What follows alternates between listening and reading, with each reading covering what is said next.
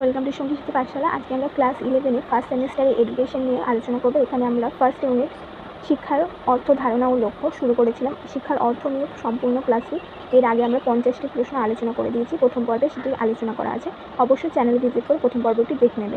আজকে আমরা দ্বিতীয় পর্ব আলোচনা করব। আজকে আমরা দ্বিতীয় পর্বে শিক্ষার ধারণা নিয়ে আলোচনা করব। প্রথম প্রশ্ন, শিক্ষার কোন ধারণা অনুসারে শিক্ষা হলো জ্ঞান সঞ্চালনের প্রক্রিয়া? শিক্ষার সংকীর্ণ ধারণা অনুসারে। 52 নম্বর প্রশ্ন, শিক্ষার কোন ধারণা অনুসারে শিক্ষা হলো শিক্ষার্থীর অন্তর্নিহিত সম্ভাবনাগুলির বিকাশ সাধন? ব্যাপক ধারণা অনুসারে। শিক্ষার কোন ধারণা অনুসারে শিক্ষা হলো সমাজ নিয়ন্ত্রক একটি প্রক্রিয়া? শিক্ষার ব্যাপক ধারণা অনুসারে। শিক্ষার ব্যাপক ধারণা অনুসারে সমাজের আশা আকাঙ্ক্ষা কিসের মাধ্যমে বাস্তবায়িত হয়? শিক্ষার মাধ্যমে। 55 নম্বর প্রশ্ন, নির্দিষ্ট পাঠ্যক্রমের ভিত্তিতে এবং নির্দিষ্ট পদ্ধতির সাহায্যে শিক্ষার্থীর জ্ঞান বৃদ্ধি করা শিক্ষার কোন ধারণার একটি অন্যতম প্রধান বৈশিষ্ট্য? শিক্ষার সংকীর্ণ ধারণা। শিক্ষা একটি স্মৃতিভিত্তিক প্রক্রিয়া কোন ধারণা অনুসারে এই অভিমত? শিক্ষার সংকীর্ণ ধারণা অনুসারে।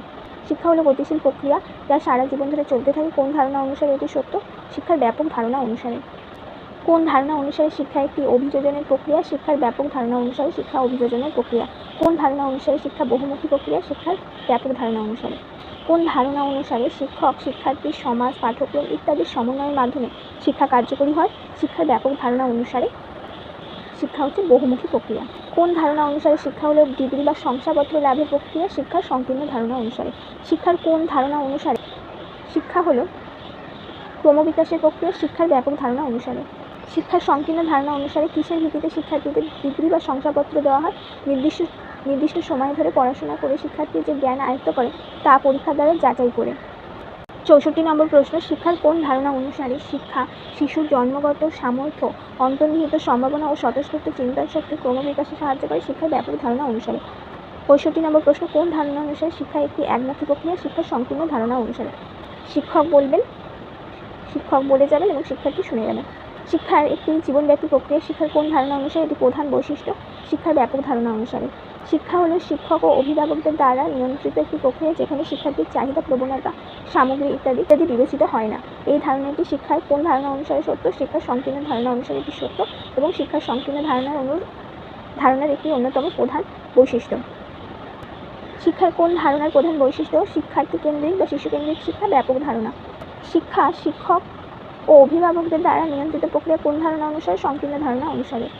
শিক্ষক বা অভিভাবকের ইচ্ছার পরিবর্তে শিক্ষার্থীর চাহিদা, জীবন বিকাশের স্তর, সামর্থ্য, প্রবণতা, শিক্ষার্থীর পছন্দ অপছন্দ প্রভৃতির উপর নির্ভর করে শিক্ষা ব্যবস্থা গড়ে ওঠে কোন ধারণা অনুসারে? শিক্ষার ব্যাপক ধারণা অনুসারে।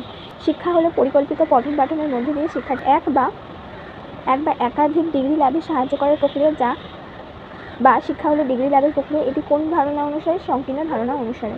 72 নম্বর প্রশ্ন, কোন ধারণা অনুসারে প্রধান বৈশিষ্ট্য শিক্ষার্থীর বাস্তব জীবনের সঙ্গে সম্পর্কযুক্ত? ব্যাপক ধারণা অনুসারে। শিক্ষার কোন ধারণা অনুসারে শিক্ষা হলো জ্ঞান সঞ্চালনের প্রক্রিয়া? শিক্ষার সংকীর্ণ ধারণা অনুসারে। শিক্ষার কোন ধারণা অনুসারে শিক্ষার্থীর প্রাকৃতিক, সামাজিক, সাংস্কৃতিক সব ধরনের পরিবর্তনশীল পরিবেশের সঙ্গে অভিযোজন করতে সাহায্য করে? শিক্ষার ব্যাপক ধারণা অনুসারে। শিক্ষার কোন ধারণা অনুসারে শিক্ষক ও শিক্ষার্থীদের মধ্যে দাতা ও গ্রাহিতার সম্পর্ক দেখা যায়? শিক্ষার সংকীর্ণ ধারণা অনুসারে। শিক্ষার কোন ধারণার প্রধান বৈশিষ্ট্য অনুসারে শিক্ষা শিক্ষার্থীর অন্তর্নিহিত সম্ভাবনাগুলির সামঞ্জস্যপূর্ণ পরিপূর্ণ বিকাশে সাহায্য করে? ব্যাপক ধারণা অনুসারে। শিক্ষক যা বলে শিক্ষার্থী তা শোনে। শিক্ষার্থী নিষ্ক্রিয় শ্রোতার ভূমিকা পালন করে কোন শিক্ষা ধারণায়? শিক্ষার সংকীর্ণ ধারণায়। শিক্ষার কোন ধারণা অনুসারে শিক্ষার্থীর সক্রিয়তাকে গুরুত্ব দেওয়া হয়? শিক্ষার ব্যাপক ধারণা অনুসারে। শিক্ষক দাতা হিসাবে জ্ঞান দান করে এবং শিক্ষার্থী গ্রহীতা হিসাবে সেই জ্ঞান গ্রহণ করে। শিক্ষার কোন ধারণা অনুসারে এটি সত্য? শিক্ষার সংকীর্ণ ধারণা অনুসারে।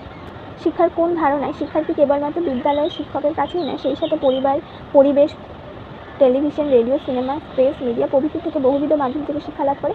শিক্ষার ব্যাপক ধারণা অনুসারে। শিক্ষার কোন ধারণা অনুসারে শিক্ষা অপরিবর্তন ও গতিহীন? শিক্ষার সংকীর্ণ ধারণা অনুসারে। শিক্ষক কেন্দ্রিক শিক্ষার কথা শিক্ষার কোন ধারণাতে বলা হয়েছে? শিক্ষার সংকীর্ণ ধারণায় বলা হয়েছে। শিক্ষক বন্ধু, দার্শনিক ও পথ প্রদর্শক হিসেবে কাজ করে শিক্ষার কোন ধারণা অনুসারে? শিক্ষার ব্যাপক ধারণা অনুসারে। কোন ধারণা অনুসারে মৌখিক আলোচনা ও স্মৃতির উপর বেশি গুরুত্ব দেওয়া হয়? শিক্ষার সংকীর্ণ ধারণাতে। শিক্ষার কোন ধারণায় শিশুকেন্দ্রিক শিক্ষাক্ষেত্রে শিক্ষা উপকরণের প্রয়োগ, শিক্ষার্থীর স্বতঃস্ফূর্ত প্রচেষ্টা, শিক্ষার্থীর সক্রিয়তা, কার্যকর ও সম্পর্ক স্থাপন, প্রয়োগ কৌশল, বাস্তব অভিজ্ঞতা সঞ্চয়ের উপর গুরুত্ব দেওয়া হয়? শিক্ষার ব্যাপক ধারণা অনুসারে। 86 নম্বর প্রশ্ন, শিক্ষা হলো তা যা মানুষকে সৎ চরিত্রের অধিকারী করে এবং তাকে বিশ্বের কাছে গ্রহণযোগ্য বা প্রয়োজনীয় করে তোলে। এটি কার অভিমত? মহর্ষি যাজ্ঞবল্ক্যের অভিমত। কার মতে শিক্ষার অর্থ দেশ মাতৃকার জন্য প্রশিক্ষণ এবং জাতির প্রতি প্রীতি, কৌটিল্যের মতে বা চাণক্যের মতে। কে বলেছে আত্ম উপলব্ধির উপায় হলো শিক্ষা? শঙ্করাচার্য। কার মত অনুসারে শিক্ষা হলো আত্মতৃপ্তির বিকাশ সাধন? কণাদের মতে, দার্শনিক কণাদের মতে। ঋগ্বেদ অনুসারে শিক্ষা কী? শিক্ষা হলো এমন একটি প্রক্রিয়া যা মানুষকে আত্মবিশ্বাস ও আত্মত্যাগী উদ্বুদ্ধ করে। শিক্ষা সম্পর্কে উপনিষদে কী বলা হয়েছে? সা বিদ্যা যা বিমুক্তয়ে। উপনিষদ অনুসারে শিক্ষার অর্থ সা বিদ্যা যা মুক্তয়ে। এর অর্থ কী? শিক্ষা হলো এমন কিছু যা পরিণতি মোক্ষ লাভ।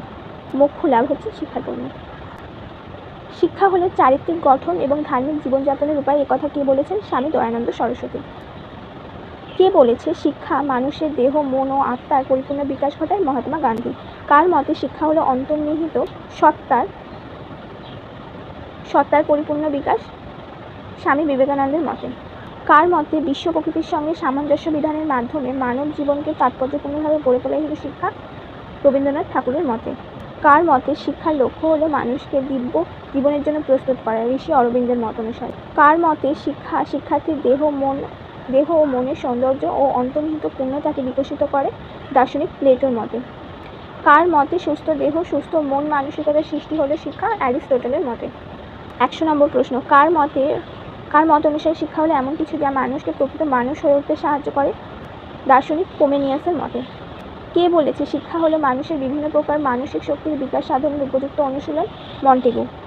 কার মতে অনুসারে শিক্ষা হলো শিশুর স্বতঃস্ফূর্ত আত্মবিকাশ যা মানুষ সমাজের সমস্ত কৃত্রিমতা বর্জিত একটি স্বাভাবিক মানুষ তৈরি করতে সহায়ক? রুশো।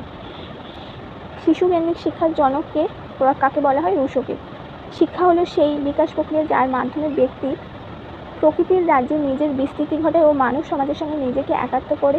একথা কে বলেছে? ফ্রয়েবেল, শিক্ষাবিদ ফ্রয়েবেল। 105 নম্বর প্রশ্ন, শিক্ষা হলো মানুষের সহজাত ক্ষমতাগুলি স্বাভাবিক সুসামঞ্জস্যপূর্ণ এবং ক্রম উন্নয়নমূলক বিকাশ। বক্তব্যটি কার? পেস্তালস্কি। কার মত অনুসারে শিক্ষা হলো ব্যক্তির নিজস্ব পরিপূর্ণ বিকাশ যার সাহায্যে ব্যক্তি তার সর্বোচ্চ ক্ষমতা অনুযায়ী মানব জীবনের মৌলিক অবদান রাখতে পারে? শিক্ষাবিজ্ঞানী নানের মতে। কে বলেছেন শিক্ষা ব্যক্তির সেই সব গুণের বিকাশ ঘটায় যার দ্বারা সে পরিবেশ নিয়ন্ত্রণ করতে পারে এবং নিজের দায়িত্ব পালনে সক্ষম হয়? জন ডিউইর মতে। শিক্ষা হলো এমন একটি পরিবেশগত প্রভাব যা কোনো ব্যক্তিকে তার অভ্যাস, আচরণ, চিন্তা এবং মনোভাবের স্থায়ী পরিবর্তনে সহায়তা করে? থমসনের মতে।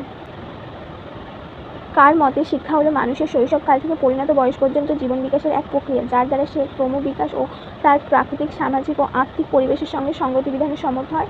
শিক্ষাবিদ রেমন্টের মত অনুসারে। শিক্ষা হলো একটি সচেতন ও ঐচ্ছিক প্রক্রিয়া যার দ্বারা একজন ব্যক্তির যোগাযোগ জ্ঞান নিয়ন্ত্রণের দ্বারা অন্য একজন ব্যক্তির বিকাশের সংশোধন ঘটায়। একথা কে বলেছে? শিক্ষাবিদ জন অ্যাডামস।